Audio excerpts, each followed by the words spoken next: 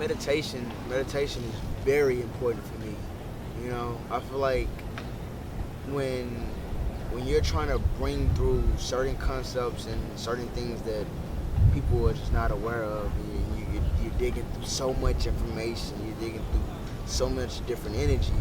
Meditation is very important, you know, because like especially when you're out here homeless and you're sleeping outside and you're dealing with all of these different energies, then you're studying all of this information. You're so open, you're so accessible to everyone. You're putting yourself in a public view all the time. You have to really protect your mind. Your mind is everything. I learned so much from watching my grandma go through her experience where she lost her mind. And one of the things I noticed was, she like her diet wasn't right, and she didn't really take the time to everything. Like sometimes we don't need to think. We need to practice like not thinking, not, just a little time for ourselves, and that's real important to me. So not only does meditation give me that peace and that tranquility, but it also opened me up to doors and new things that I didn't even know was possible or exist.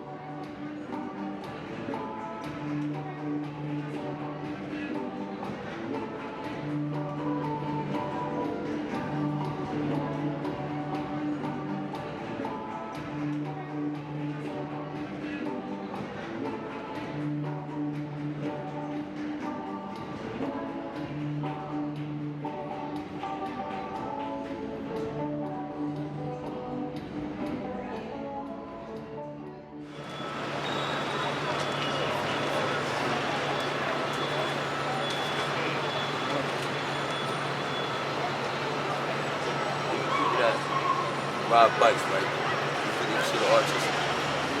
Huh? Yeah. It's a crab. It's a crab. It's art. So you gotta break art.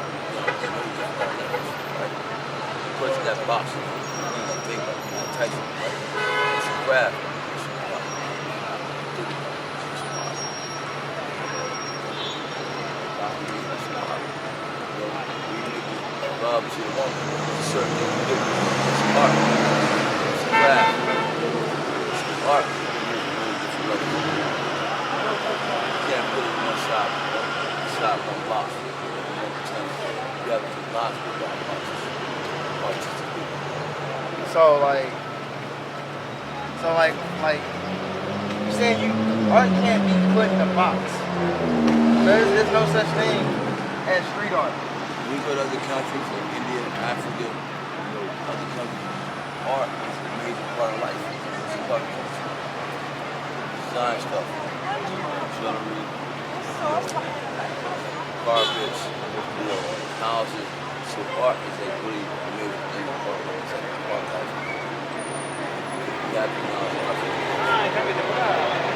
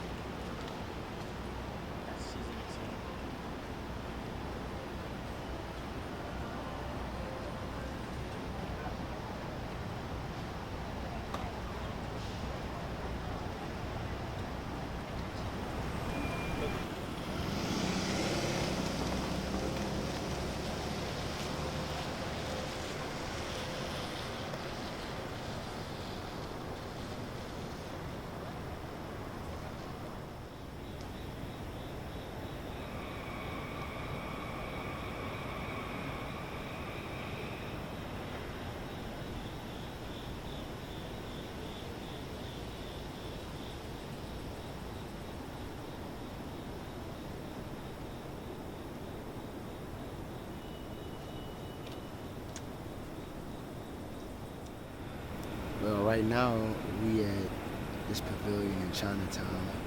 I won't give up the location, but It's a park in Chinatown where I sleep at the most now. Found it on accident. I was actually sleeping under the scaffold, um, and someone pointed me here during the daytime. And I've been coming here almost every night ever since because it has a roof which allows me to be able to avoid the rain, which is a big plus. I've got rained on so many times out here, and that's not what's up waking up in the middle of the night to to a fucking thunderstorm or it belling, clothes getting wet, everything getting wet. So this is a real perfect spot. The first night that I ever slept here, actually I was really prepared for this because when I went back home to Houston, I was already homeless. I was already sleeping out of my car. So I was already, it was really meant for me once I got here and I slept outside. But one thing I will say is being homeless, you have to adjust your mind state because it's not like you living inside of a house where you can take showers or you have access to all of these different things. You have to keep, you have to get creative when it comes to storage.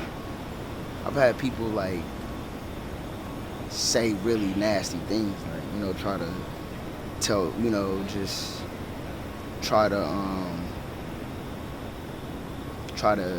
entice like some type of intercourse or anything. Like because I think the thing about it is like a lot of people they see me with these colors in my hair, and me, I'm a real open person. I love everybody, and certain people get the wrong message. Some people probably, I can't say that because they gay mafia's gonna kill me.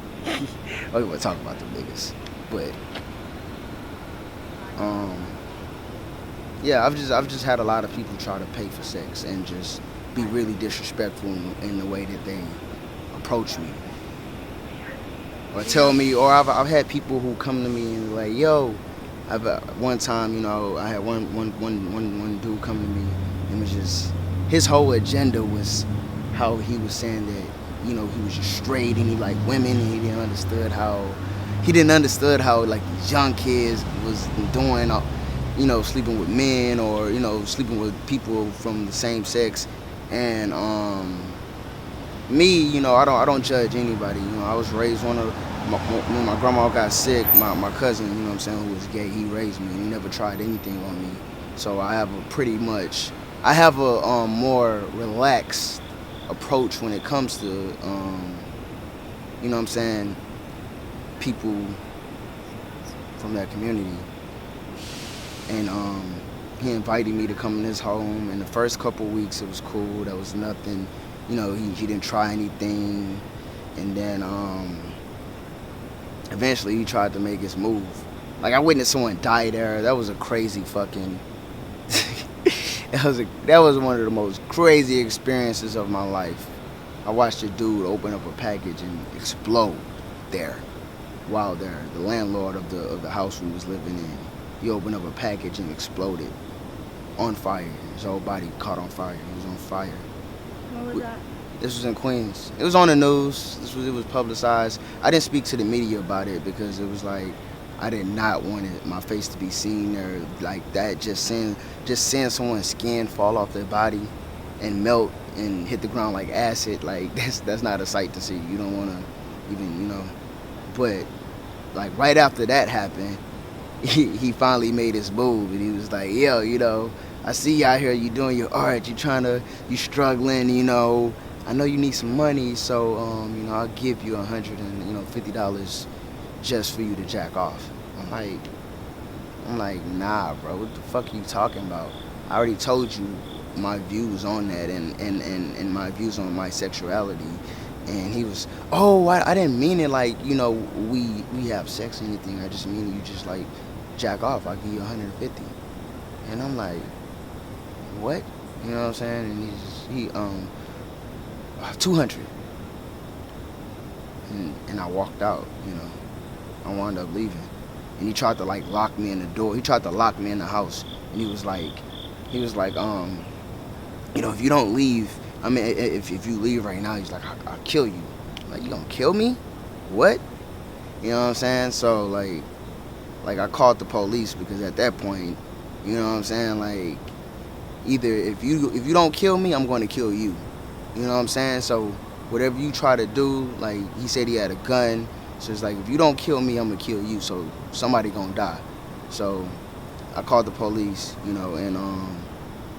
the police came and he tried to frame me for the fucking murder. He's just like, I'm gonna tell them you did it since you know what I'm saying? I'm like, dude, you fucking crazy. I wanna leave right now. You won't let me fucking leave. And then the police came and I left. And, I haven't really been back to Queens since that moment. But I've had some really, really interesting experiences just being homeless out here. Like I guess it's me being naive and being just trusting of so many people and trusting that I'm dealing with people that's just like me. But not all the times people aren't like that. They have hidden agendas. Why don't you work? Why don't you get a job and Because get a room and rent a room and find some safety? well, while my craft is my craft is everything to me. You know what I'm saying? 2016 in October of 2016, I quit my job. I quit my job and I said I would never ever work again. Before even re-tapping into this art, I said I would never ever work again. That was one of the things that pushed me to do art and to go full-fledged into it, because I said I wasn't going to work for anyone, because I view it as this, like, it's 24 hours in a day. If you break those 24 hours down into 3 8 hours, you have, that's 8 times 3 equals 24, so you have 8 3 hours within a day. 8 of those hours you need to go to sleep by default. We all need to sleep, so there's 16 hours left over. The average person works anywhere from 8 to 12 hours a day. You know what I'm saying? Some people work a little more, some people work a little less. So you take away another 8 hours, that only leaves you with 8 hours left to do everything. That's commute, go to, you know what I'm saying? Commute, go visit family, eat shit, whatever. You know what I'm saying? Talk to your boyfriend, play video games.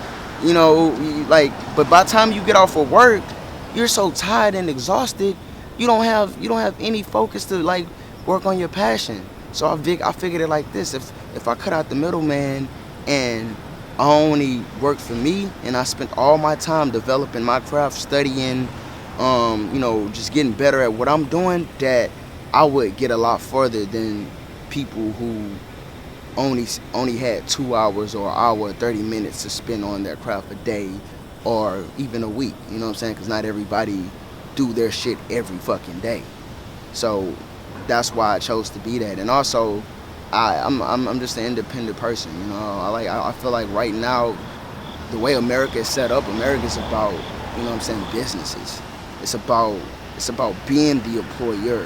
There's more tax breaks for corporations than there are for real people.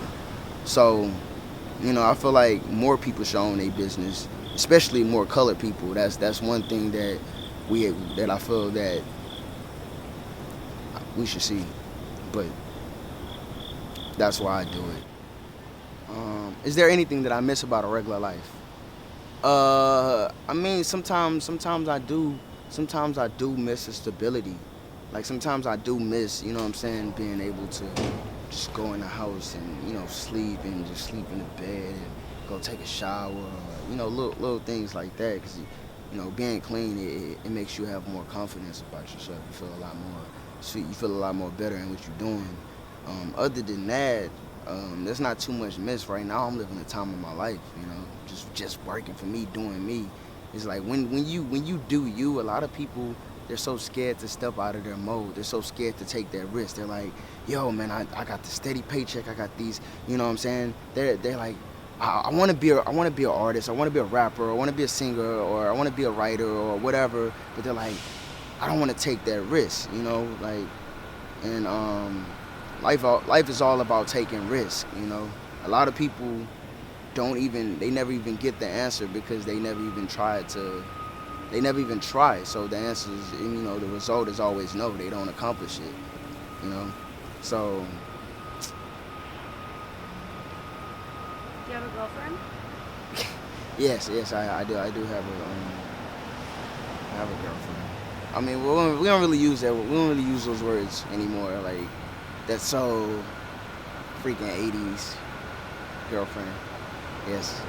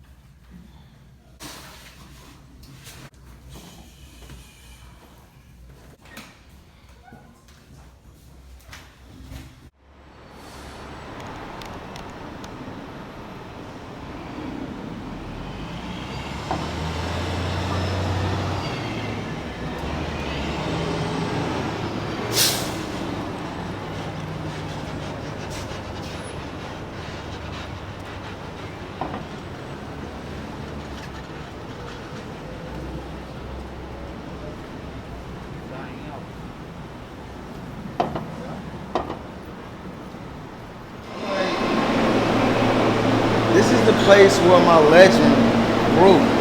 This is the place.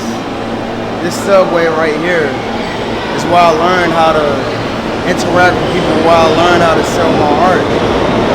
If I wasn't at the gallery painting from 11 to 7, I mean from 11,